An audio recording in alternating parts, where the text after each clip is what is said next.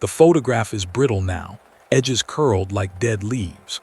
3 boys stand before a wooden fence, their faces pale in the weak autumn light of 1902. The middle child's eyes are wrong, not frightened exactly, but hollow, as though something vital had already been extracted from behind them. His brothers flank him like sentries, their hands visible but strangely positioned, fingers splayed in a way that suggests restraint rather than affection.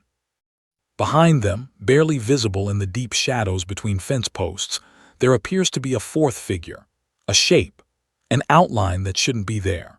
The photographer who took this image disappeared 3 days later. The boys were found 6 weeks after that, arranged in a perfect triangle in the woods outside Mercer County, Missouri, their bodies unmarked but their eyes open to the winter sky. This photograph, locked in an evidence box for more than a century, tells a story that no one in 1892 wanted to hear. It tells a story that most people today still refuse to believe. But the image doesn't lie. The shadows don't lie. And the pattern, once you see it, never lets you look away. Welcome to this channel. Today, we step into a case that is not just difficult to understand, it reshapes the meaning of fear itself. Like the video, subscribe to this channel and tell me in the comments, where are you watching from? The Talbot family arrived in Mercer County in the spring of 1898, settling on 40 acres of dense woodland near the town of Princeton. Jacob Talbot, the father, was a carpenter by trade, a quiet man whose wife had died during the birth of their youngest son. He brought with him 3 boys, Samuel, aged 12, Thomas, aged 9, and little William, barely 6 years old. The land they purchased was cheap, even by the standards of rural Missouri at the turn of the century, and there was talk in town about why. The previous owners, a family named Grisham, had abandoned the property in 1895 after their daughter went missing in the woods. She was never found. The locals said the forest was bad, not dangerous in the ordinary sense, not full of wolves or bears or outlaws, but bad in a way that defied easy explanation. People who ventured too deep reported hearing voices that weren't there, seeing lights that had no source, feeling watched by things that cast no shadow. Jacob Talbot dismissed these warnings as superstition. He was a practical man, a man of wood and nails and straight lines.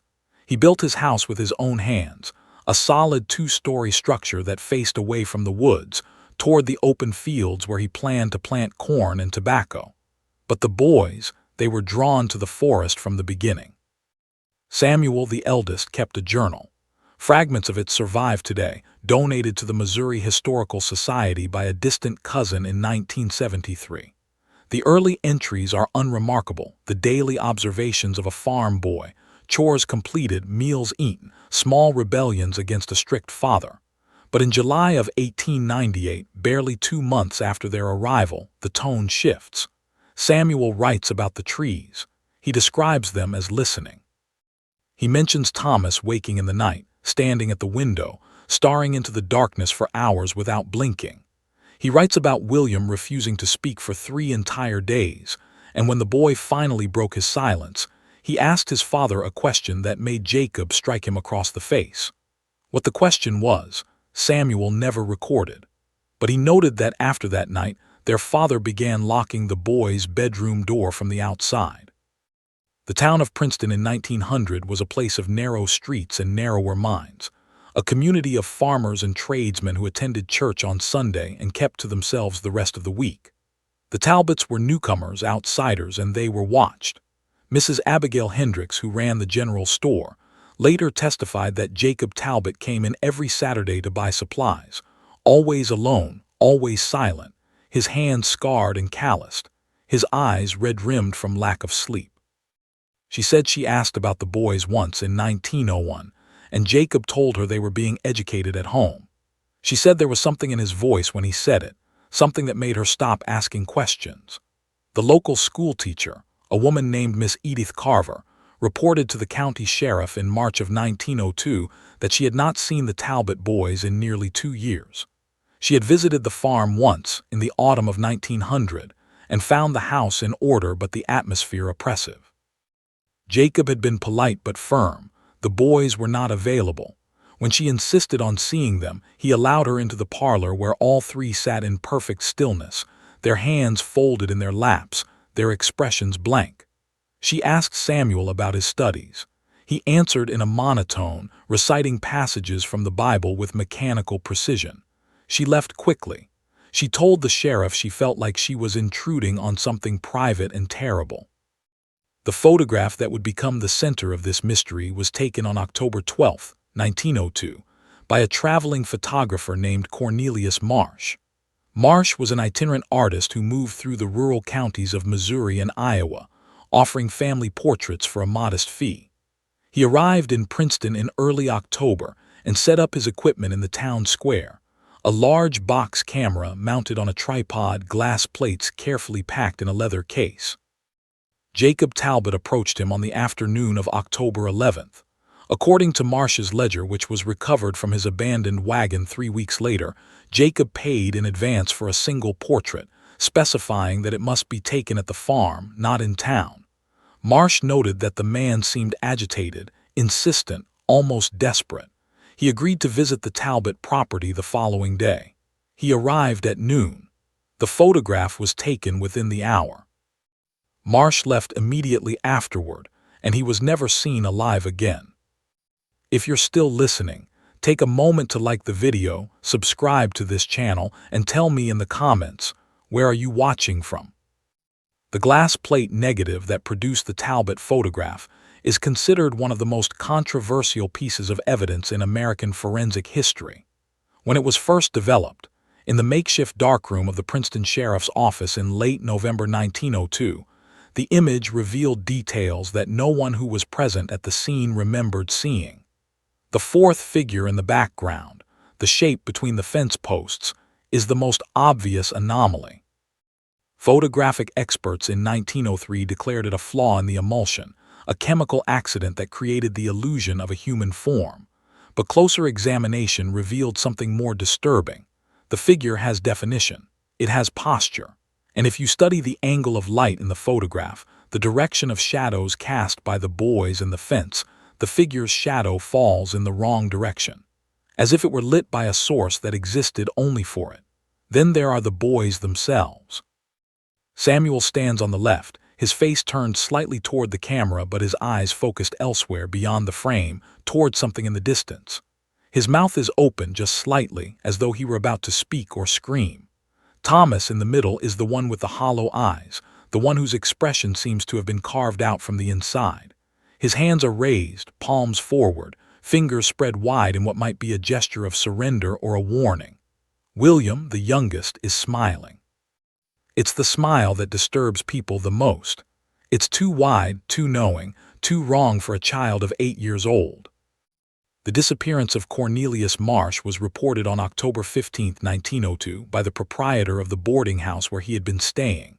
His room was undisturbed, his belongings untouched, but the man himself was gone. His wagon was found 5 miles outside of town, abandoned on a dirt road that led nowhere, the horse still in its harness, grazing calmly. The photographic equipment was intact, the glass plates still carefully packed, but Marsh's personal journal was missing. A search party was organized. They followed the road deeper into the woods, into the dense thickets and ravines that bordered the Talbot property. They found his hat first, hanging from a low branch like a marker, then his coat, torn and muddy, discarded in a creek bed. They found his boots a mile further, placed side by side on a flat stone, laces still tied. And then they found nothing. No body, no blood, no sign of struggle, just the boots pointing toward the Talbot farm. Sheriff Thomas Brennan, a man in his 50s with a reputation for level-headedness, made the decision to visit Jacob Talbot on October 17th. He brought with him 2 deputies and a warrant to search the property, citing concerns about the missing photographer and the welfare of the children. They arrived in the early afternoon, the autumn sun already weak and low, casting long shadows across the fields. The house was silent. The door was unlocked. Inside, they found the remnants of a life interrupted, dishes on the table, a fire dead in the hearth, beds made with military precision. But no people. The boys' room was on the 2nd floor, the door still locked from the outside. When they broke it open, they found the walls covered in writing. Not words exactly, but symbols, scratched into the plaster with something sharp, fingernails perhaps, or the tip of a knife. Circular patterns, spirals, concentric rings that seemed to pulse when you looked at them too long. On the floor, arranged in a perfect triangle, were 3 sets of children's clothing, folded neatly, each marked with a name embroidered by hand. Samuel, Thomas, William. The room smelled of earth and rot. The search for the Talbot family began immediately. Volunteers from Princeton and surrounding towns combed the woods for days, calling out names that were never answered. They found signs of passage, broken branches and disturbed undergrowth, trails that led deeper into the forest, and then simply stopped, as though whoever had been walking had lifted off the ground mid-step. On October 23rd, a farmer named Elias Kopp reported seeing lights in the woods near his property, pale blue lights that moved in formation, weaving between the trees like dancers. He followed them for nearly an hour before losing his nerve and turning back. He said they were heading toward the old Grisham place, toward the section of forest that everyone avoided. On October 29th, a child from town, a girl of 10 named Margaret Sims, told her mother she had seen the Talbot boys. She said they were standing at the edge of the schoolyard at dusk, watching the other children play. She said they were holding hands. She said they didn't blink. When her mother ran to the window, there was no one there. November brought cold rain and early frost. The search parties dwindled as the weather worsened, and by mid-month, most people in Princeton had accepted that the Talbots were gone, lost to the woods or to something worse. Sheriff Brennan refused to give up. He organized one final search on November 20th, bringing together a group of experienced hunters and woodsmen, men who knew the forest and weren't afraid of its reputation. They entered the woods at dawn, moving in a grid pattern sweeping through the dense undergrowth with methodical precision. It was just after noon when they found the clearing. It was a perfect circle, maybe 30 feet across, the ground bare of vegetation, the soil dark and oily. In the center of the circle were 3 stones, arranged in a triangle, and on those stones, arranged in the same formation, were the bodies of Samuel, Thomas, and William Talbot. The official medical examination conducted by Dr. Horace Willingham on November 21, 1902, determined that the boys had been dead for at least a week, possibly longer. But the condition of the bodies suggested otherwise.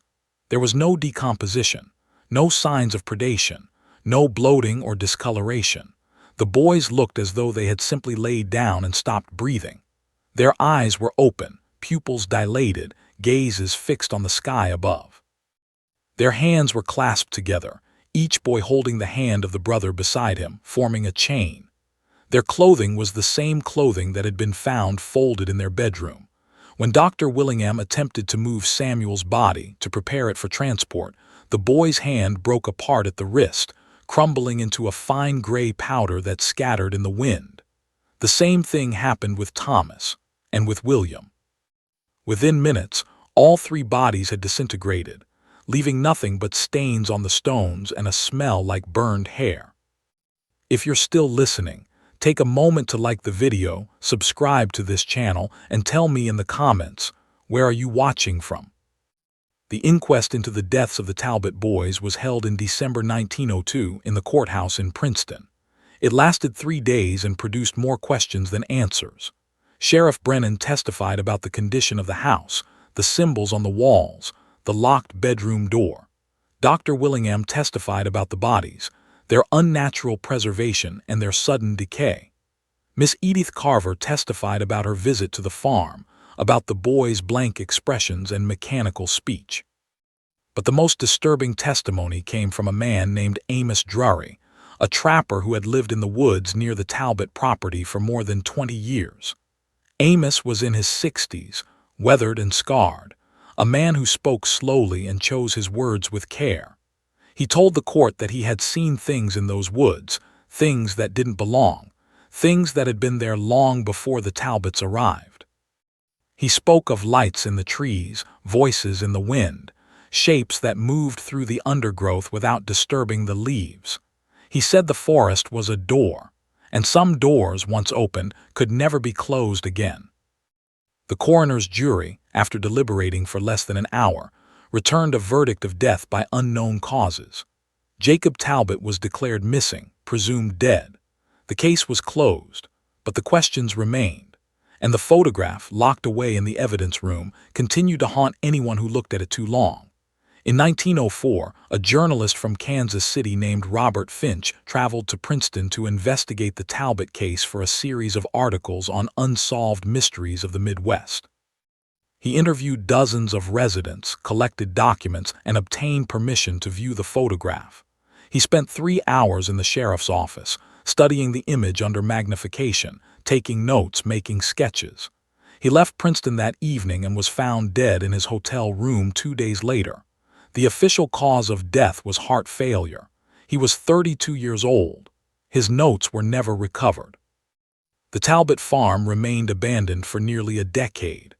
The house slowly fell into disrepair, the roof collapsing, the walls rotting, the forest gradually reclaiming the land. But people continued to report strange occurrences on the property. In 1907, a group of boys from town, emboldened by a dare, ventured onto the land at night. They claimed to have seen lights in the windows of the ruined house, heard singing coming from the woods, and found fresh footprints in the mud that led in circles around the foundation. In 1912, a man named Henry Walsh purchased the property with the intention of clearing the land for timber. His crew refused to work after the first day, claiming they heard children laughing in the trees.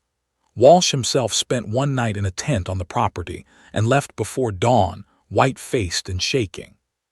He sold the land a week later at a loss.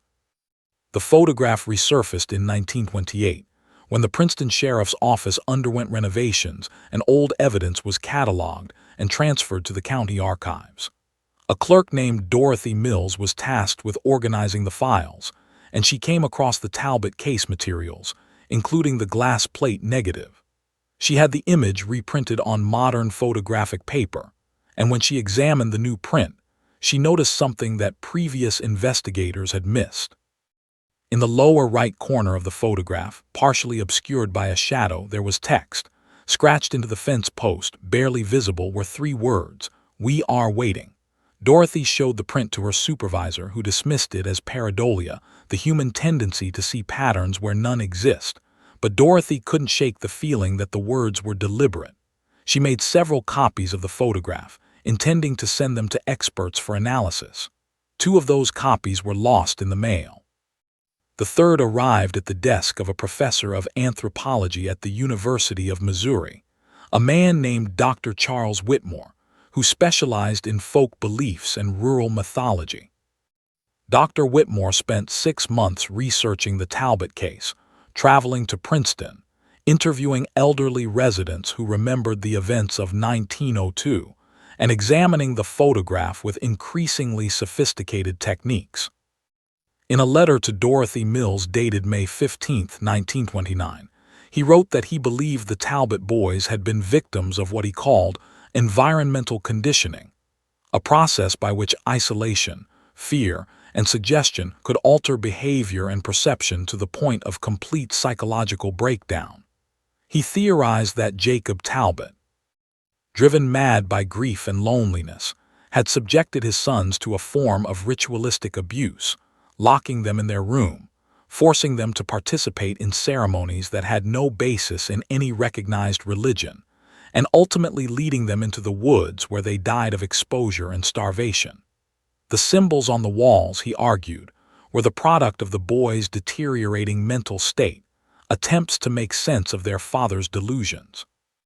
The photograph, he concluded, was simply a record of 3 traumatized children on the brink of death. But Dr. Whitmore's theory didn't explain everything. It didn't explain the 4th figure in the photograph. It didn't explain the disintegration of the bodies. It didn't explain the lights in the woods, the voices, the continuing reports of strange activity on the property. And it didn't explain what happened to Dr. Whitmore himself. In July of 1929, he traveled to the Talbot property one final time, intending to conduct a thorough survey of the area where the boys had been found. He went alone, carrying a camera, a notebook, and surveying equipment. He was expected back in Colombia within 3 days. He never returned. A search party found his campsite a week later, his equipment undisturbed, his tent still standing, but no sign of the man himself. On the ground near his tent, arranged in a perfect triangle, were 3 stones, and on those stones, barely visible in the dirt, were the words, "We are waiting." If you're still listening, take a moment to like the video, subscribe to this channel, and tell me in the comments, where are you watching from? The Great Depression brought hard times to Mercer County, and the Talbot case faded from public memory, replaced by more immediate concerns of survival and poverty. The farm was eventually seized for back taxes in 1933 and sold at auction to a land speculator who never set foot on the property. The woods continued to grow, thick and impenetrable, and the stories about the place became legend, passed down from one generation to the next, embellished and distorted until it was difficult to separate fact from fiction. But the photograph remained, locked in the county archives, a silent witness to something that no one could fully explain. Over the decades, a handful of researchers and amateur investigators attempted to solve the mystery, drawn by the photograph's unsettling details and the unanswered questions that surrounded it. Most gave up after a few months, frustrated by the lack of concrete evidence. A few disappeared under circumstances that were never fully explained. In 1967, a graduate student named Linda Horvath wrote her master's thesis on the Talbot case, focusing on the psychological and sociological factors that might have contributed to the tragedy. She conducted extensive interviews with descendants of Princeton residents who had been alive in 1902, and she uncovered several details that had never been included in the official record. She learned that Jacob Talbot had been a deeply religious man, but his beliefs did not align with any established Christian denomination. Neighbors described him as obsessed with purity and sin, convinced that his sons were inherently corrupt and needed to be cleansed. She learned that the boys had been seen in town only rarely after 1899, and when they did appear, they were always silent, always obedient, always watching. She learned that Jacob had been heard speaking to himself in the woods at night, reciting passages from the Bible in a language that wasn't English, a guttural, rhythmic chanting that echoed through the trees. Linda Horvath also discovered something in the county records that had been overlooked by previous investigators. In 1895, the year the Grisham family abandoned their property, a traveling preacher had passed through Princeton. His name was Elijah Kane, and he claimed to represent a sect called the Church of the Ascending Light. He held revival meetings in a barn on the outskirts of town, preaching about the corruption of the world and the need for spiritual purification through isolation and sacrifice. He spoke of forests as sacred spaces, liminal zones where the veil between worlds was thin.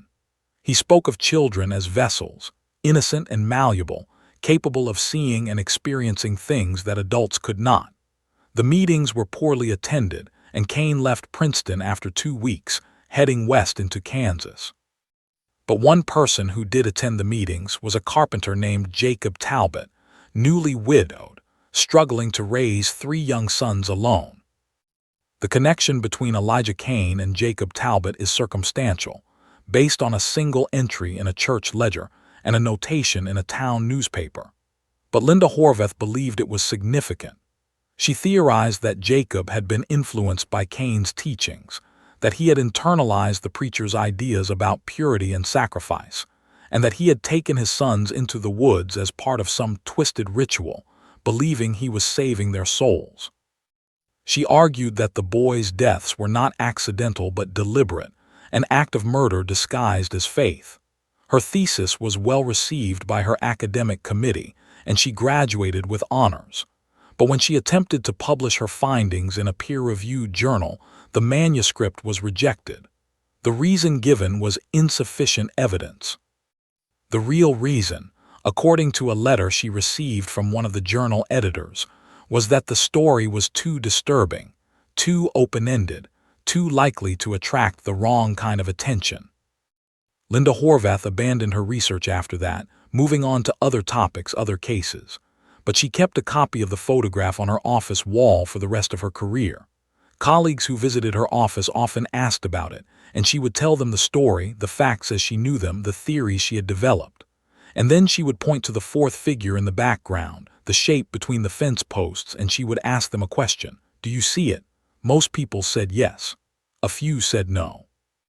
And a very few, after staring at the photograph for too long, refused to answer at all. The Talbot property was eventually incorporated into a state forest in 1978, and the area was open to the public for hiking and camping. Park rangers reported occasional incidents over the years. People getting lost on trails that should have been easy to follow, campers abandoning their sites in the middle of the night, reports of lights and voices that had no source. In 1986, a ranger named Michael Torres was conducting a routine patrol when he stumbled across the clearing where the boys had been found. He recognized it from descriptions in the case file, which he had read as part of his training. The clearing was still there, still bare of vegetation, the soil still dark and oily, and in the center, arranged in a perfect triangle, were 3 stones. He took photographs, filed a report, and requested that the area be closed to the public. His request was denied. The official position of the State Forestry Department was that the clearing was a natural geological formation, the result of mineral deposits in the soil that inhibited plant growth. Michael Torres resigned 2 months later. He never spoke publicly about what he saw, but in a private interview years later, he admitted that he had heard something in that clearing, a sound like children singing, faint and distant, coming from everywhere and nowhere at once. The digital age brought new attention to the Talbot case. In the late 1990s and early 2000s, the photograph was scanned and uploaded to various websites devoted to unsolved mysteries and paranormal phenomena. It was analyzed by amateur detectives, enhanced with photo editing software, debated in online forums. Some claim the fourth figure was a photographic artifact, a double exposure, a trick of light and shadow. Others argued it was evidence of something supernatural, a ghost, a demon, a manifestation of evil. A few suggested it was a living person, someone who had been present when the photograph was taken but whose identity had been deliberately concealed. One persistent theory, popular among certain conspiracy-minded communities, was that the Talbot boys had been victims of a cult, and that the cult still existed, operating in secret, continuing the rituals that Jacob Talbot had begun more than a century ago. In 2003, a documentary filmmaker named Marcus Webb obtained permission to film on the Talbot property. His plan was to create a short film about the case, combining historical research with atmospheric footage of the location. He spent a week in the area, interviewing locals, filming the ruins of the house, and hiking through the woods to find the clearing. His footage, which was later released as part of an independent film festival, is unsettling. The camera work is shaky, the sound design intentionally dissonant, and there are moments where the screen goes dark for long stretches, filled only with the sound of wind and distant voices. Near the end of the film, Marcus Webb speaks directly to the camera, his face pale and drawn. He says he found the clearing. He says he found the stones. And he says he heard something that convinced him the story was real, that the Talbot boys were not victims of a madman but of something older, something that still lived in those woods, waiting.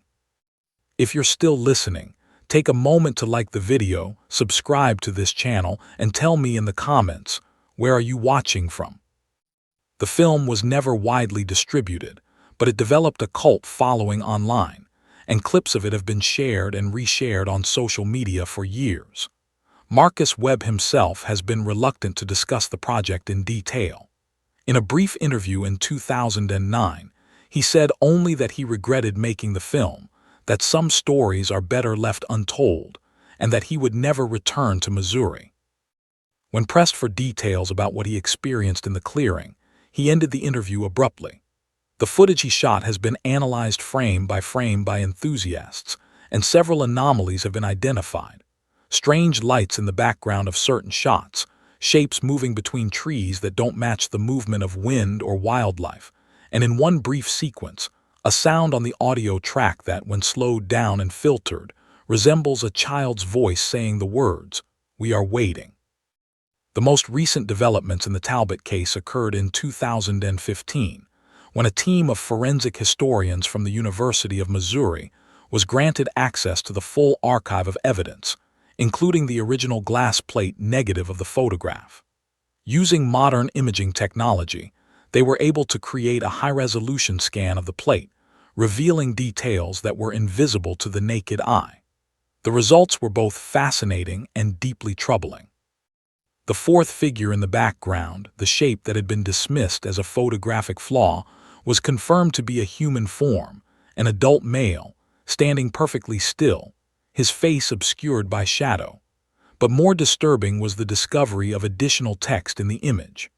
Along the bottom edge of the frame, scratched into the surface of the glass plate itself, were words that had been added after the photograph was developed. The words were in a different hand than the text on the fence post, smaller, more precise, almost surgical in their clarity. They read, "They opened the door. We came through. There are more."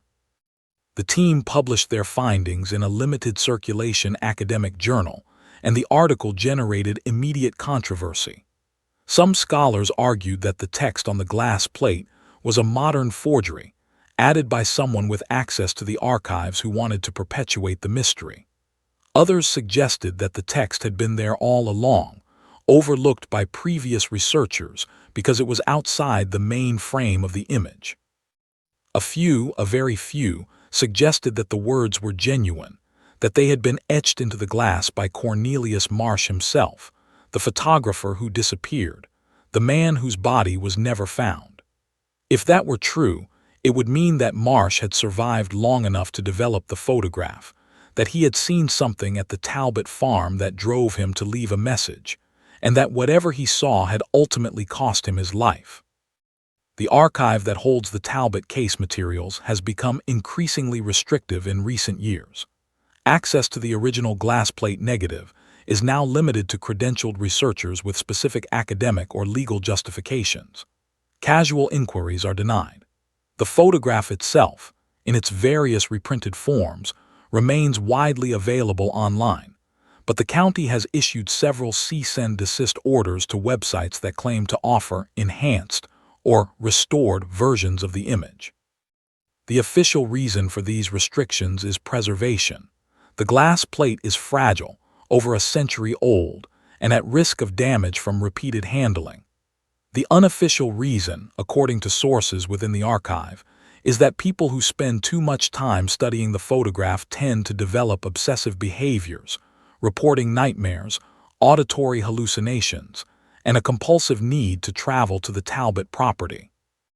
In 2018, a woman from Ohio drove 14 hours to visit the clearing where the boys were found. She was discovered by park rangers 2 days later, sitting on one of the stones, unresponsive, staring at the sky. She was hospitalized for psychiatric evaluation and later claimed she had no memory of how she got there or why. The woods around the former Talbot property are still open to the public, though the specific clearing is not marked on any official trail maps. Rangers are instructed to discourage visitors from searching for it, citing safety concerns and the difficulty of the terrain, but people still go. Every year, dozens of amateur investigators, paranormal enthusiasts, and curious thrill seekers make the pilgrimage, armed with cameras and recording equipment, hopping to capture evidence of something unexplainable. Most leave disappointed. A few leave convinced. And a very few leave changed in ways they can't fully articulate, haunted by the feeling that they were not alone in those woods, that something was watching them, waiting for them to understand. There is a theory, popular among certain researchers, that the Talbot case is not an isolated incident but part of a larger pattern. They point to other disappearances in rural Missouri during the same time period, other families who vanished without explanation, other photographs that contain anomalies that can't be explained. They suggest that the Church of the Ascending Light, the sect led by Elijah Cain, was more widespread than previously believed, that it operated in secrecy, recruiting vulnerable people, promising salvation through isolation and sacrifice. They argue that Jacob Talbot was not an isolated madman but a follower, one of many, and that the rituals he performed on his sons were part of a larger system of belief that still exists today, hidden in plain sight, waiting for the right conditions to resurface. But there is no concrete evidence to support this theory. No records of the Church of the Ascending Light exist beyond a few scattered references in newspaper archives. Elijah Cain himself disappears from the historical record after 1895, and no one knows what became of him. The connection between Cain and Talbot is tantalizing but circumstantial, based more on timing and proximity than on any documented interaction. And yet, the pattern is there. The disappearances. The photographs, the clearings in the woods, the stones arranged in triangles, the whispered stories passed down through generations.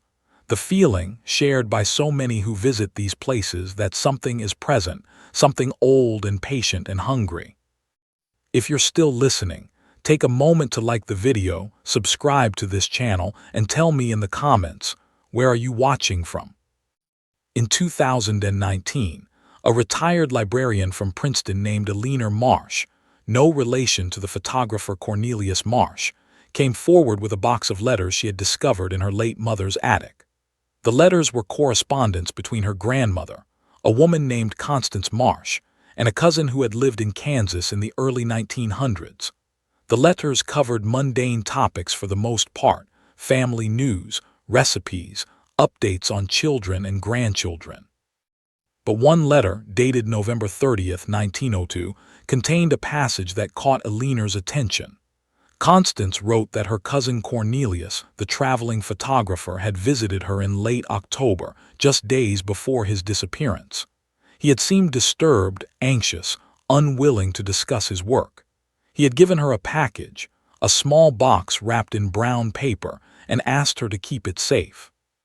He told her not to open it, not to show it to anyone, to destroy it if he did not return within 6 months. Constance had kept the box hidden for years, afraid of what it might contain. When Cornelius never returned, she buried it in her garden, too frightened to destroy it but too superstitious to keep it in the house. Eleanor Marsh located the spot where her great-grandmother's house had stood, now an empty lot overgrown with weeds. She obtained permission from the current owner and hired a contractor to excavate the area. They dug for 2 days, finding nothing but rocks and broken pottery. And then, 3 feet below the surface, they found a metal box, rusted but intact, roughly the size of a shoebox. Inside, wrapped in oilcloth, were a notebook, a stack of glass plate negatives, and a letter addressed to no one. The notebook was Cornelius Marsh's journal, the one that had gone missing after his disappearance. The glass plates were additional photographs from his visit to the Talbot farm, and the letter, written in Marsh's increasingly erratic handwriting, was a confession. Cornelius Marsh wrote that he had arrived at the Talbot farm on October 12, 1902, as arranged. Jacob Talbot had been waiting for him, along with the 3 boys. The family had positioned themselves in front of the fence, and Marsh had set up his camera, adjusting the focus, preparing the plate. But as he worked, he became aware of a presence, something behind him, something that made the air feel thick and cold.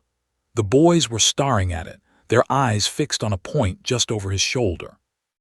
Jacob Talbot was smiling, and when Marsh finally looked back, he saw the figure. It was tall, impossibly thin, its face obscured by shadow, its hands long and pale. It did not move. It did not speak. But Marsh knew in that moment that it was real, that it had always been there, watching, waiting. He took the photograph. He packed his equipment, and he ran. Marsh wrote that he spent the next 3 days in a state of terror, unable to sleep, unable to eat, convinced that the figure was following him. He developed the photograph in his room at the boarding house, and when he saw the image, he realized that it had been captured on the glass, that whatever he had seen was now preserved forever, a permanent record of something that should not exist. He made copies of the plate, intending to destroy the original, but he couldn't bring himself to do it. He wrote that the figure haunted his dreams, that he heard it whispering in his ear, telling him to return to the farm to complete what had been started. He decided to flee, to leave Missouri, to put as much distance as possible between himself and that place. But before he left, he visited his cousin Constance, gave her the box, and told her to keep it safe. Then he disappeared.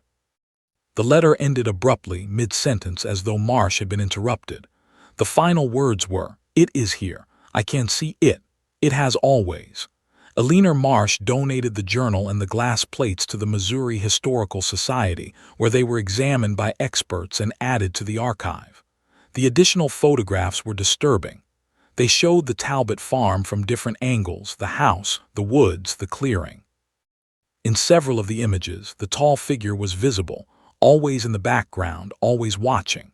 In one photograph taken inside the house, the figure stood in the doorway of the boy's bedroom, its shadow stretching across the floor. In another, taken in the woods, it stood among the trees, barely distinguishable from the trunks, its long arms hanging at its sides. The most disturbing photograph was the last one in the stack. It showed the clearing empty except for 3 stones arranged in a triangle. And scratched into the surface of the glass, in Marsh's handwriting, were the words, "They openedthe door." The discovery of Marsh's journal reignited interest in the Talbot case, and for a brief period in 2019 and 2020, the story was featured in several true crime podcasts and documentary series. But the COVID-19 pandemic shifted public attention elsewhere, and by 2021, the case had once again faded into obscurity. The archive remains open to researchers, though access is still restricted. The Talbot property is still part of the state forest, and people still visit, still search for the clearing, still report strange experiences. The photograph is still analyzed, still debated, still shared. And the question remains, what happened to the Talbot boys? The official explanation is that they were victims of their father's madness, led into the woods and left to die. Their bodies preserved by some freak of chemistry or environment before disintegrating upon exposure to air. The alternative explanation is that they were victims of something else, something that existed in those woods long before the Talbots arrived, something that Jacob Talbot, influenced by the teachings of Elijah Cain, had attempted to contact or appease through his sons. Both explanations are incomplete, both leave too many questions unanswered, and both fail to account for the most disturbing aspect of the case. The reports have not stopped. Even now, more than a century after the boys disappeared, people who visit the clearing describe the same sensations. The feeling of being watched, the sound of children singing, the lights moving through the trees. And some, a very few, claim to have seen the figure, the tall, thin shape with the shadowed face and the long, pale hands, standing at the edge of the woods, waiting. If you're still listening, take a moment to like the video, subscribe to this channel, and tell me in the comments, where are you watching from? There is a final piece of evidence, one that has never been fully explained.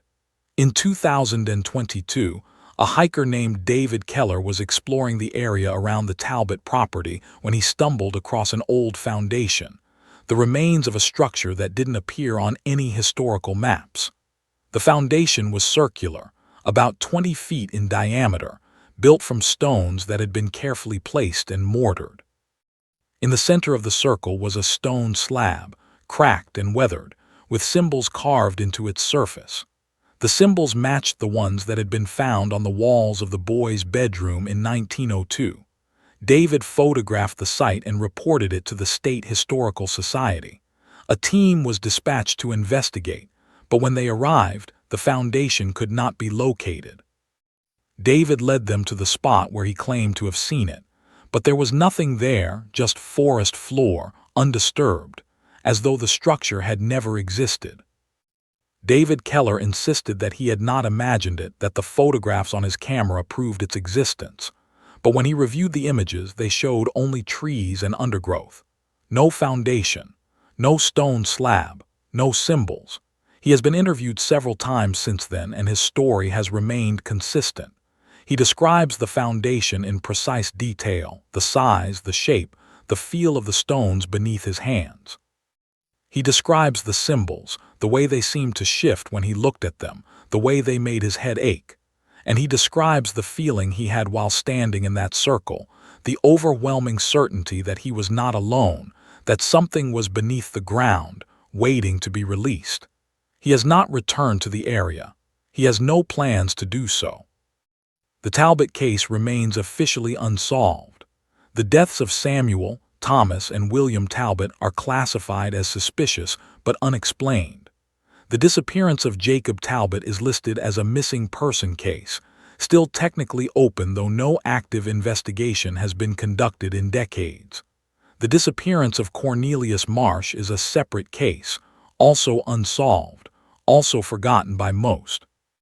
And the disappearance of Dr. Charles Whitmore in 1929 is filed under accidental death, though no body was ever recovered.